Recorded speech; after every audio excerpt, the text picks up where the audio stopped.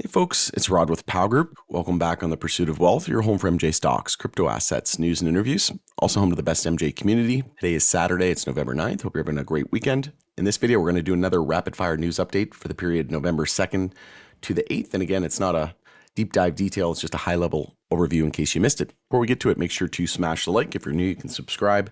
Tick the bell, you'll be notified on any future videos or when I go live. And as always, this is not financial advice. You should never buy or sell anything based on anything that I say or write. This is entertainment purposes only. You can follow us over on X as well. The handle for that is @GroupPow.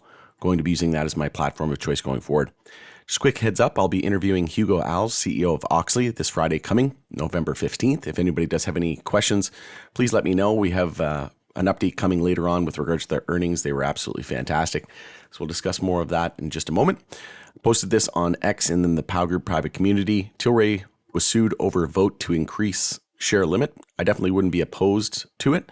But, at the end of the day, we have to remember that dilution is a very big thing for a lot of these companies, especially when you're not making any money and you're in the MJ industry, which is very highly regulated.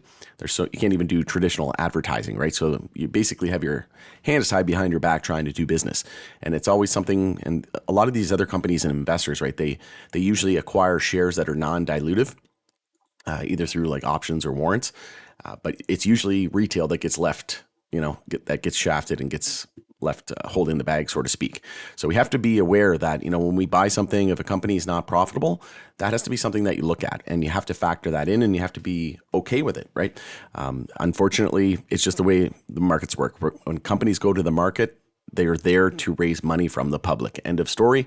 And dilution is a very big concern in the industry. It always has been, and it will continue to be a concern until we start to see real profitability metrics being met across, especially a lot of the names in Canada, but now we're seeing in the US as well, especially in like parts of California, where it's very hard for companies to stay afloat. Rescheduling 280E improvements to excise taxes will help that, but we're starting to see these companies kind of, learn how to grow at scale, right? Growing at 1 million square feet is not that easy to do. So they're working out those growing pains, and I think the days of unprofitable LPs are numbered, and we should start to see better days ahead. German MJ Club distributes first legal MJ to members as officials announce broader pilot program for sales. And this is, I think it was Boris Jordan that said this is the fastest growing market at the moment. Like this is the one you want to be in, the German market. He did say that he believes that, I think he said that his UK business, I think he said somewhere in the UK was their biggest internationally right now, but he believes that the German market is going to be the focus and the place to be. Also, Village Farms is the only operator selected to represent the MJ industry at the DEA rescheduling hearing. I did notice that as well and found that pretty interesting. Trulieve reported their third quarter 2024 results ahead of the Florida adult use vote, and it was not good. They had a big miss, and we all know the result that came later on. We'll discuss that in just a moment, but SNDL reports higher MJ sales and lower liquor sales, and they had an overall pretty decent report as earnings season kicked off.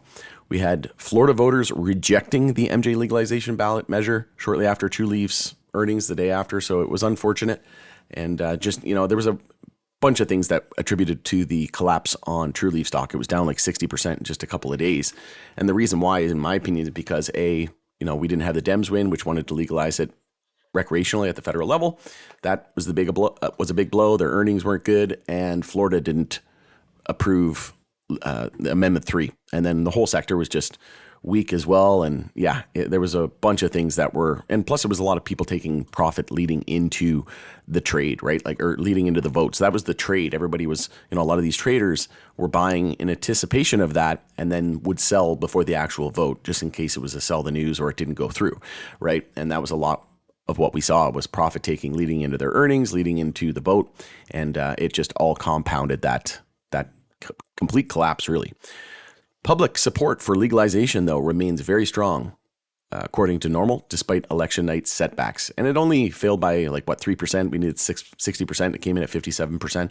So I think that, the times are changing. Both presidential candidates said that they wanted to, advance reform. One wanted to legalize it recreationally, and the other one wants to support safe and rescheduling and leave it up to the states, right? So overall, I think we're on the right path. Aurora MJ announced their fiscal 2025 second quarter results. It was pretty decent. They had record adjusted EBITDA of $10.1 million, a year-over-year increase of 210%, and quarterly net revenue was up 29% year-over-year to $81.1 million.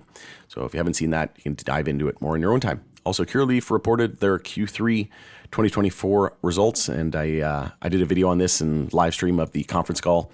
So if you haven't seen that, you can check it out. They also secured a new $40 million revolving credit facility. Also, IIPR, Innovative Industrial Properties, they saw their Q3 revenue fall. It's been a trend in the sector, especially in the U.S. side of things. As you can see, Verano's Q3 declined sharply as well. GTI's Ben Culver takes over Agrify following financing deal, and that was just, what was that, the day before? I think that was a couple days before, November 5th. And then they reported their earnings on November 7th.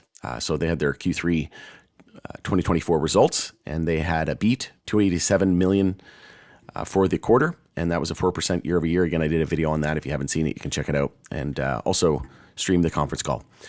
MJ MSO slang worldwide to dump Colorado assets and enter bankruptcy. So we're starting to see a lot of competition. We're starting to see companies struggle under 280E.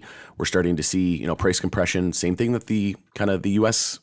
companies had to go through. I think a lot of that is going to basically it won't be verbatim, right? There's going to be some nuance to it, but overall, we have to remember what we learned in the Canadian side, because it's probably going to run into a lot of the same challenges in the US, right?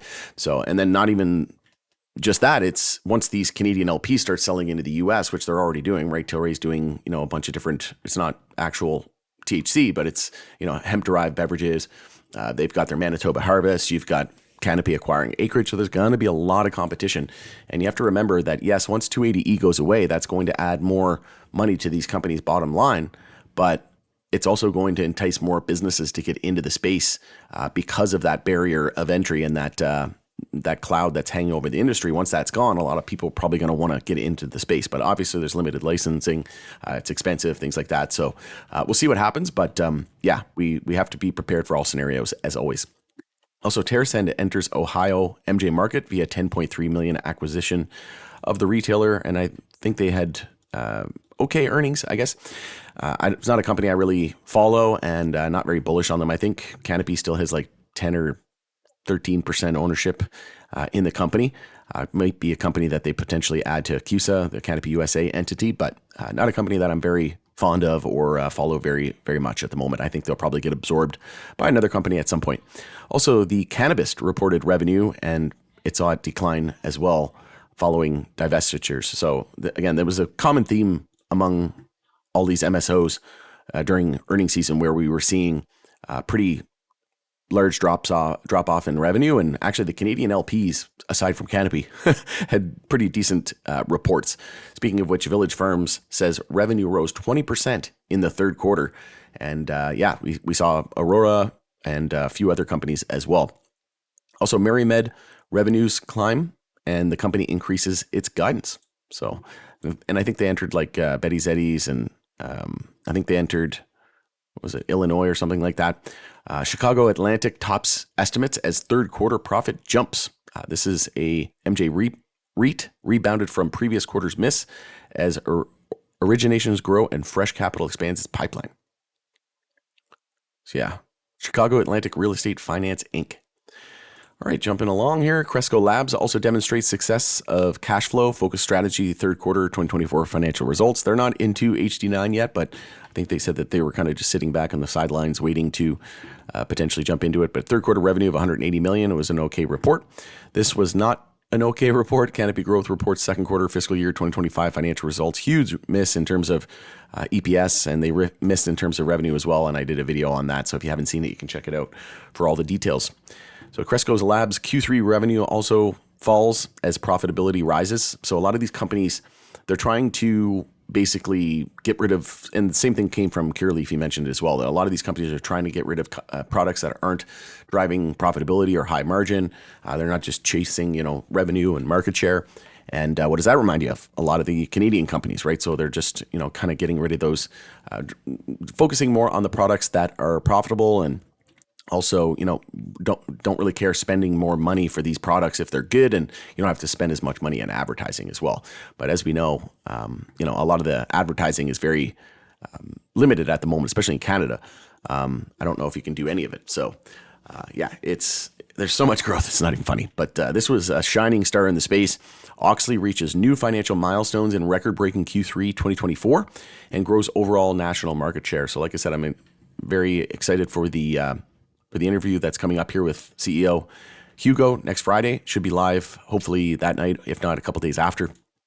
Absolutely blowout earnings. They just absolutely shattered it. It was a fantastic report. There was so much to go over. I did a video on it, so I won't go into everything. But the highlight of the quarter was by far the EBITDA. Where was it here? It increased right here. 5th consecutive quarter of positive adjusted EBITDA, achieving a new all-time record of 8.3 million, representing a 60% quarter-over-quarter increase and a remarkable 6,982% increase compared to the same period in 2023. So again, I go into the full details in the video that I just posted, so you can check it out there. Also, infused beverages led MJ product sales spike on election day, and I can attest to that. Not in the US, but I bought 3 of them during the election celebration, or I guess what would you call it, the election coverage, probably the better word. But I was kind of celebrating a little bit. Hopefully, we get some positive news on some front, right? But it was mostly the crypto election.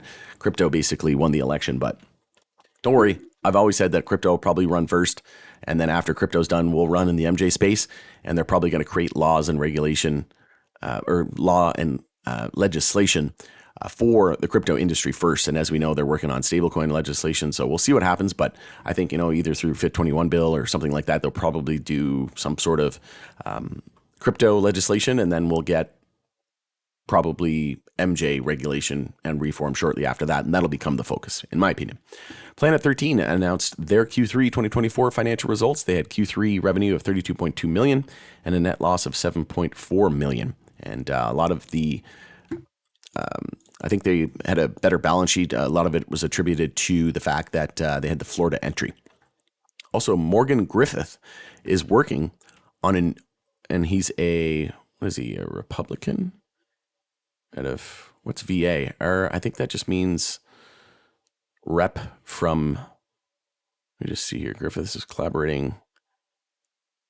Doesn't really say what the GOP. Okay. But VA, what is that? Virginia? Pretty sure. But he's working on new legislation to give the FDA explicit authority to regulate hemp-derived products.